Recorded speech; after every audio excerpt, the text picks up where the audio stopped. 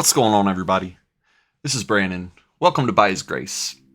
Uh, as I said in the beginning with these videos, I don't know where they're going to come from. I really don't. I want to do testimonies, I know that, so those are going to be coming soon. I've already released mine. Hopefully some of you will send me some of yours. But today, I was listening to a song, and something came to me, so I decided to come up here and hit record. I was listening to a song by an artist by the name of Chase Matthew, and it's called Rainy Days. And I live in Texas, okay? So right now it's hot, and we are few and far between when it comes to rainy days right now, and we could use them. In the song, it says, if there were no rainy days, Jesus would never have walked on water. And it got me thinking, rainy days are always associated with bad things. When bad things happen in our lives, you know, it could be coined the term rainy day. You know, I've had plenty of rainy days. Here's the thing. Rainy days aren't necessarily a bad thing. Rainy days can be a great thing. And not just because rainy days allow our crops to get water and allow, you know, our grass to turn green and allow, you know, livestock to have grass to eat, and there's a lot more to it. There's a lot more to these rainy days. One thing, of course, straight out of the song. If there were no rainy days, Jesus wouldn't have walked on water.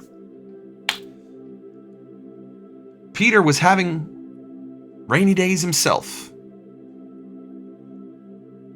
And the disciples are on that boat, and the storm hits.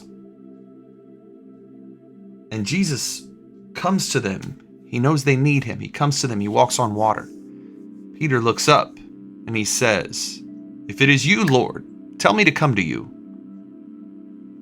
Come. Peter walks out. He walks on the water. Coming straight at him. The storm gives him fear. He's looking around at his surroundings instead of looking at Jesus. So what happens? He starts to sink. He was not focused on Jesus. He starts to sink. That's when he cries out, Lord, save me. Jesus reaches down, saves him, looks at him and says, "O ye of little faith, why did you doubt?"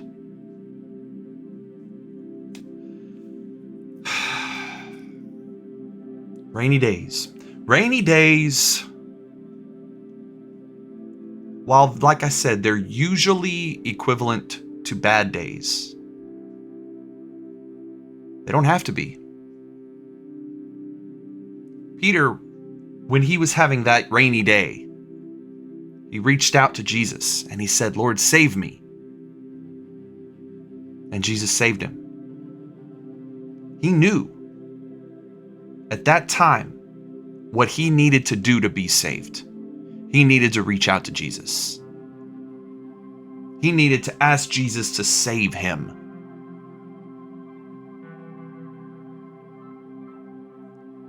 My opinion, we could all use a rainy day every now and then. Give me all the rainy days. Give me a reason to get on my knees and ask to be saved. Because that's when he does it. It's a movie by the name of Breakthrough I watched recently. True story. Matter of fact, I went online and looked it up. And this was not Hollywooded up.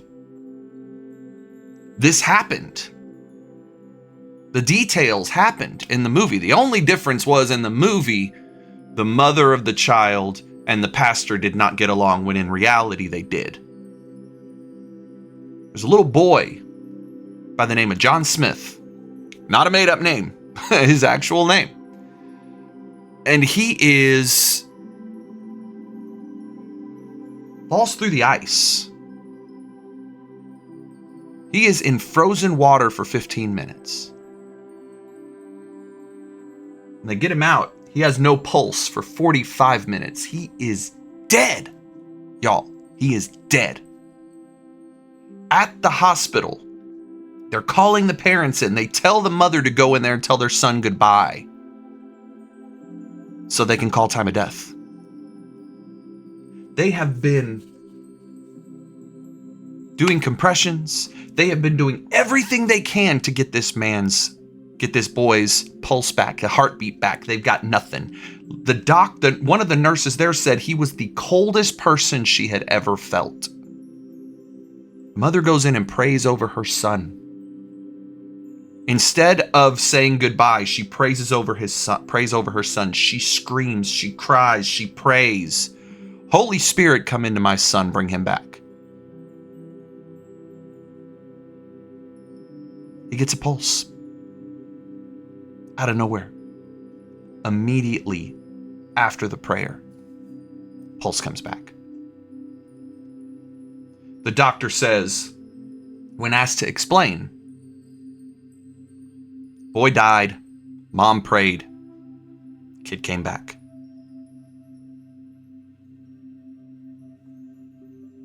They still say he's not going to make it.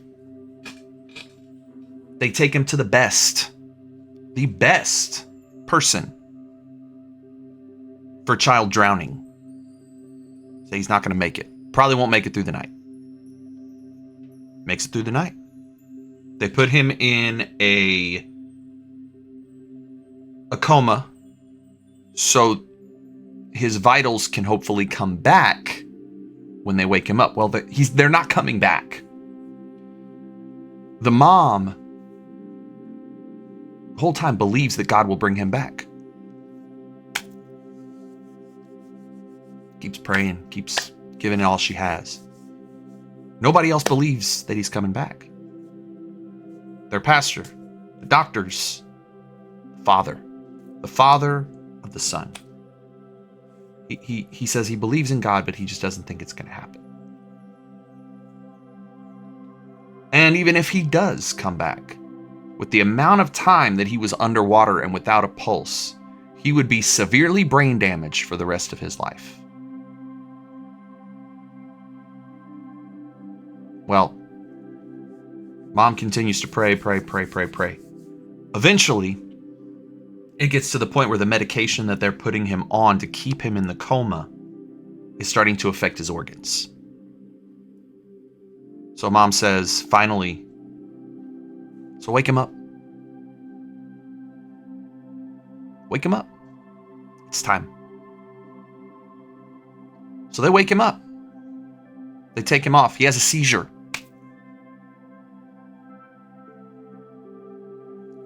And he's just laying there, lifeless. All of a sudden he wakes up. Not only does he live, he has 0 brain issues, 0 body issues. He's him. He is himself. He's normal. To this day, it is called a medical miracle. Miracle. They don't say that term, because they don't want to think a higher power has anything to do with it, but it did. Miracle.